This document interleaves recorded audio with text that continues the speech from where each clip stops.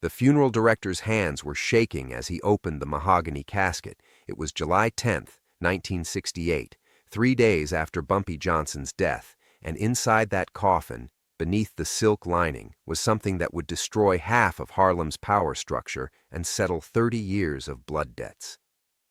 The funeral director looked up at the 200 people gathered in Abyssinian Baptist Church and whispered 5 words that would become legend.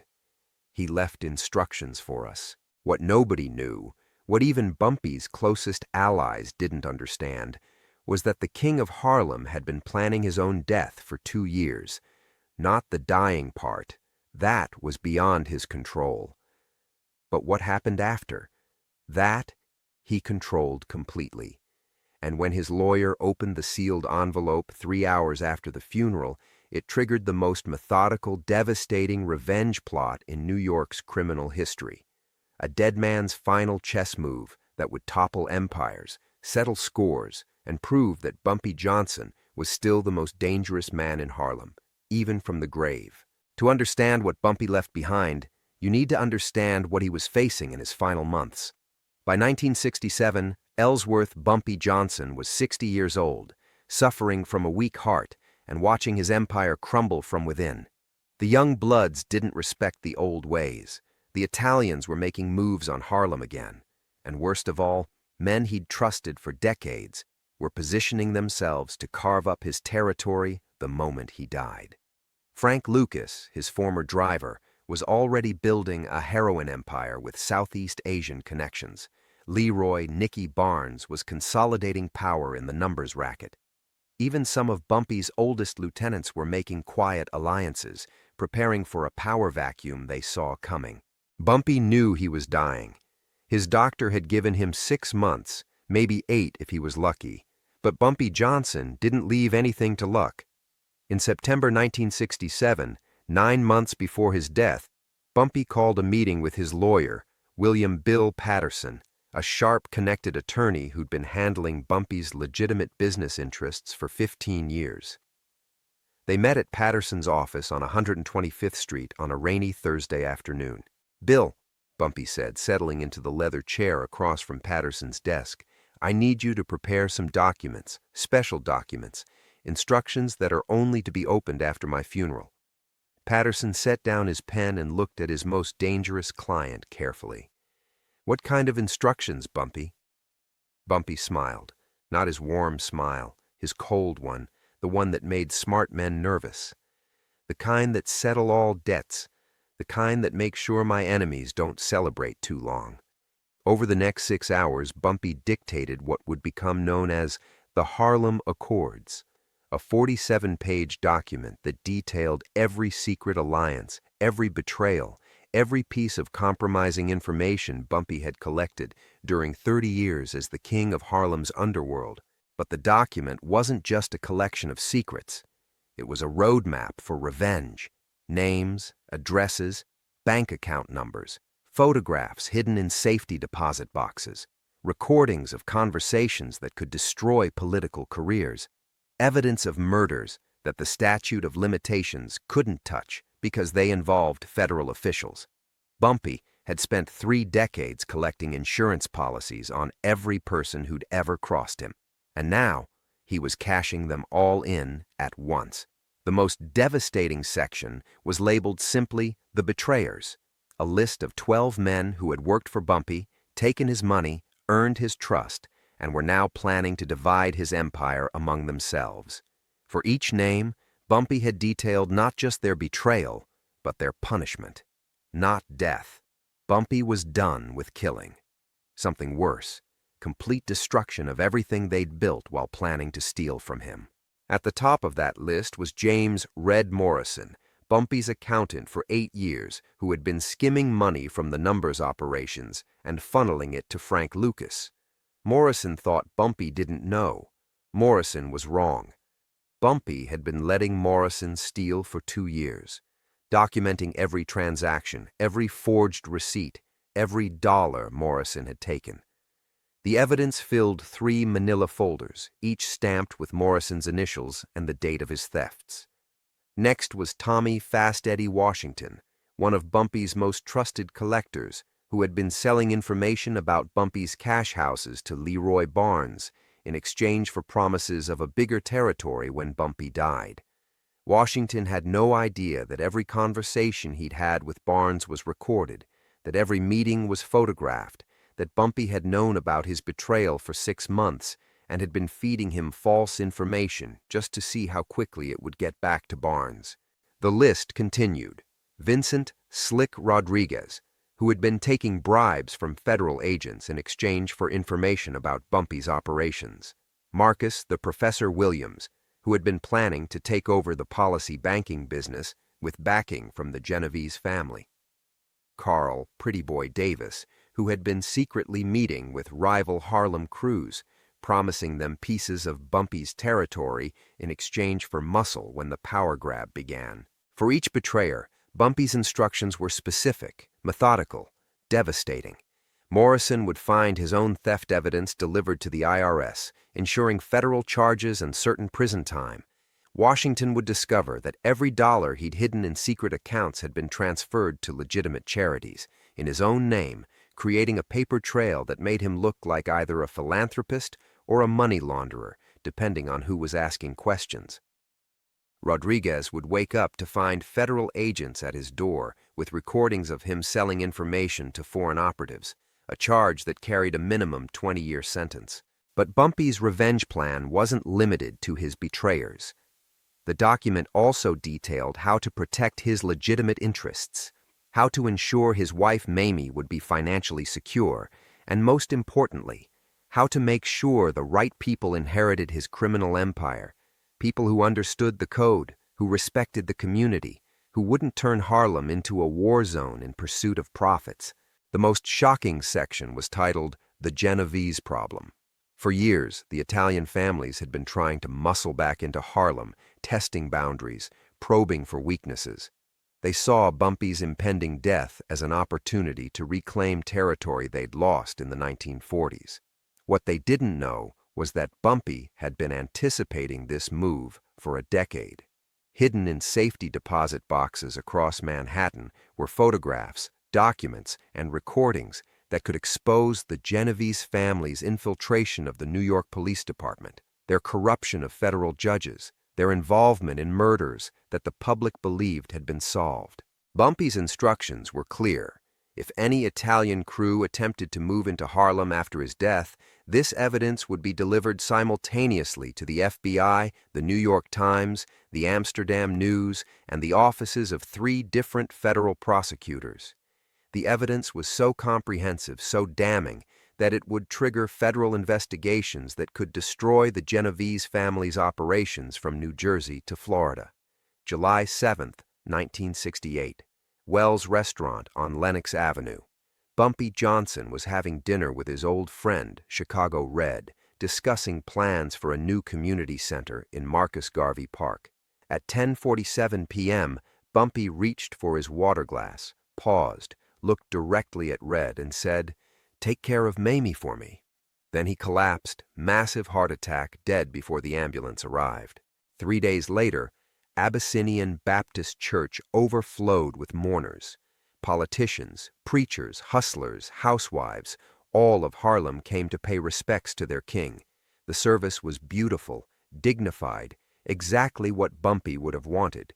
But the real ceremony began 3 hours later in Bill Patterson's office. Patterson opened the sealed envelope and began reading Bumpy's final instructions to an assembled group of 8 people. Mamie Johnson, Bumpy's widow; Illinois Gordon, his most trusted lieutenant; Junie Bird, his oldest friend; 3 other longtime associates; and 2 men whose presence surprised everyone: Detective Sergeant William Wild Bill Johnson of the NYPD, no relation to Bumpy despite the name, and Federal Agent Robert McKinnon, both of whom had been secretly feeding information to Bumpy for years in exchange for his help solving cases in Harlem. The first instruction was simple: give the betrayers 24 hours to confess their sins to their families and prepare for the consequences. The second instruction was more complex. Distribute the evidence packages according to the coded list. Each person gets exactly what they've earned. The third instruction was personal. Make sure Harlem remembers that respect can't be bought, power can't be stolen, and a man's word is the only thing he truly owns. Over the next 72 hours, Harlem's criminal landscape was reshaped completely. Red Morrison found IRS agents waiting in his office with evidence of 8 years of tax evasion. The evidence was so detailed, so comprehensive, that Morrison's lawyer advised him to plead guilty and hope for mercy. He got 15 years in federal prison and died in Lewisburg Penitentiary in 1974, broke and forgotten. Fast Eddie Washington discovered that his 3 secret bank accounts containing nearly $200,000 he'd skimmed from collections had been emptied and the money donated to Harlem churches and schools. The donations were made in Washington's name, with detailed records showing exactly where the money had come from. When federal investigators traced the donations back to their source, they found evidence of Washington's theft from Bumpy's operations. But here's the twist. The statute of limitations on the theft had expired. Washington couldn't be charged with stealing the money, but he also couldn't claim it back without admitting he'd stolen it in the first place. He died penniless in 1983. Still trying to prove that his own charitable donations had been made without his knowledge. Vincent "Slick" Rodriguez was arrested by federal agents who played recordings of him selling information to Cuban intelligence operatives. The recordings were perfect, crystal clear, absolutely damning. Rodriguez had no idea the Cuban agents were actually Bumpy's people, feeding him false information while recording every conversation. Rodriguez was convicted of treason and spent the rest of his life in solitary confinement at ADX Florence, the federal supermax prison. But the most devastating revelation came when the evidence packages were delivered to the Genovese family. Don Vito Genovese himself received a manila envelope containing photographs of his own nephew, Anthony "Little Vito" Genovese, meeting with federal agents and exchanging envelopes of cash for manila folders of documents. The photographs were dated over a period of 2 years. Little Vito had been selling family secrets to the FBI, and Bumpy had the proof. Within 48 hours of receiving the photographs, Little Vito disappeared. His body was found 6 months later in a New Jersey landfill. The Genovese family never made another move on Harlem. The cost of challenging a dead man's word had been too high. Frank Lucas, who had been positioning himself to take over Bumpy's heroin operations, received a different kind of message. Not evidence of betrayal. Lucas had been smart enough not to cross Bumpy directly. Instead, Lucas found detailed records of his own operation, his suppliers, his distribution network, his financial arrangements, all compiled with the precision of a federal investigation. The message was clear.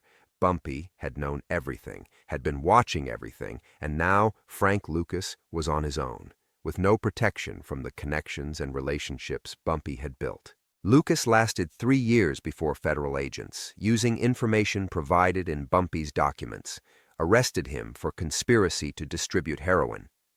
He was sentenced to 70 years in prison, though he eventually became a federal informant and served only 5 years. But his empire, the one he'd built thinking Bumpy didn't know about it, was destroyed completely. The most poetic justice was reserved for Leroy "Nicky" Barnes, who had been planning to take over the numbers racket with information purchased from Fast Eddie Washington. Barnes found himself the recipient of a special package, detailed records of his own organization, compiled with the help of informants Barnes didn't know existed. The information was so accurate, so complete, that it could only have come from someone inside Barnes's inner circle. Barnes spent the next 5 years paranoid, suspicious of everyone, systematically destroying his own organization by eliminating people he suspected of being informants. By 1973, Barnes's empire had collapsed, not because of federal investigations, but because Barnes had killed or driven away most of his own people. He was eventually arrested in 1977, but by then he was a shadow of his former self, a man who destroyed himself trying to find enemies that had already been dead for almost a decade. The final section of Bumpy's instructions dealt with his legitimate legacy. Money was distributed to establish the Ellsworth Bumpy Johnson Community Center, which provided job training and education programs for young people in Harlem. Scholarships were endowed at Howard University and City College. A fund was established to provide legal aid for families who couldn't afford representation in housing disputes. But perhaps the most important legacy was the message itself. Word spread through Harlem that Bumpy Johnson had reached out from beyond the grave to protect his people and punish his enemies. The story grew in the telling, became legend, became myth. Young hustlers learned that crossing the wrong person could have consequences that lasted longer than a lifetime. Politicians learned that the communities they served had long memories and detailed records, and everyone learned that respect, once earned, could last forever. Bill Patterson, Bumpy's lawyer, lived until 1994. In his final interview with a historian documenting Harlem's criminal history, Patterson was asked if he thought Bumpy's final revenge had been excessive. Patterson was quiet for a long time, then smiled. Bumpy Johnson spent 30 years keeping the peace in Harlem. He kept the violence to a minimum. He protected families. He made sure children could walk to school safely.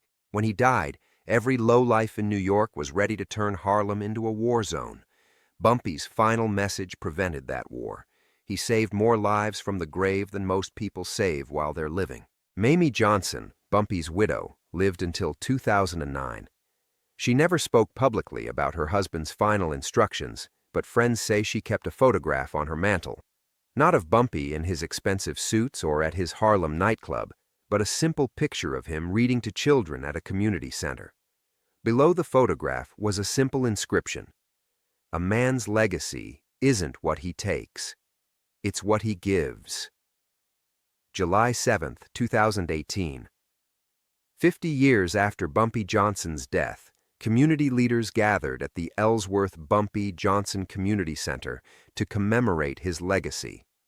The speakers included a federal judge whose law school education had been paid for by Bumpy's scholarship fund, a doctor whose clinic was built with money from Bumpy's charitable foundation, and a grandmother whose family had been saved from eviction by Bumpy's legal aid fund. None of them knew that their opportunities had been funded by money taken from men who had betrayed their benefactor. None of them knew that their community center stood on ground that had been purchased with evidence compiled against traitors and thieves. They just knew that somehow a man they'd never met had changed their lives for the better. In death, Bumpy Johnson had accomplished what he'd spent a lifetime working toward. He'd made sure that power served the community, that betrayal carried a price, and that respect wasn't just given to those who demanded it, but to those who earned it through service to others. His final message wasn't just revenge against his enemies. It was love letter to Harlem, a promise that even when the king was gone, the kingdom would endure.